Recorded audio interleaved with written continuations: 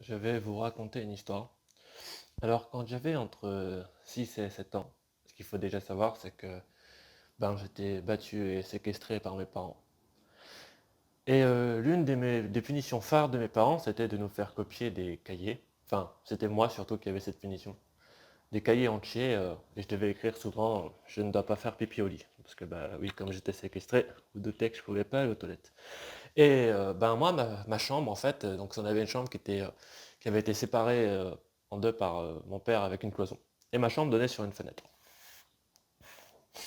Et du coup, comme à force de copier des cahiers, j'en avais un peu marre, et j'ai retiré les agrafes du milieu de mon cahier et je me débarrassais des pages. Sauf que cette soir-là, ma soeur m'a entendu et a crié à ma mère comme quoi que je jetais les papiers par la fenêtre.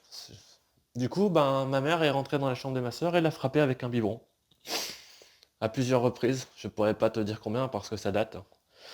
Ensuite, ma mère repart et là j'entends ma soeur qui pleure, qui se dirige vers la chambre de, de ma mère et qui pleure et qui dit qu'elle saigne. Ma mère lui gueule dessus de retourner dans sa chambre et là d'un coup j'entends crier. Alors là je t'avoue que ça va être assez flou. Ça va être très très flou, ça va dans tous les sens, ça va dans tous les sens. Euh, la seule chose que j'ai comme information, c'est que je sais mon père vient, ou ma mère, je pourrais pas te dire, et m'explique qu'en gros je dois raconter l'histoire comme quoi que moi et ma mère, moi et ma soeur on a joué, et qu'en fait elle s'est tapé la tête contre la clinche de la porte. Bien sûr, chose qui est pas du tout vraie. Bref, du coup les pompiers viennent chercher ma soeur, hein, moi je suis dans ma chambre, personne vient me demander quoi que ce soit du coup, et ils s'en vont avec ma soeur.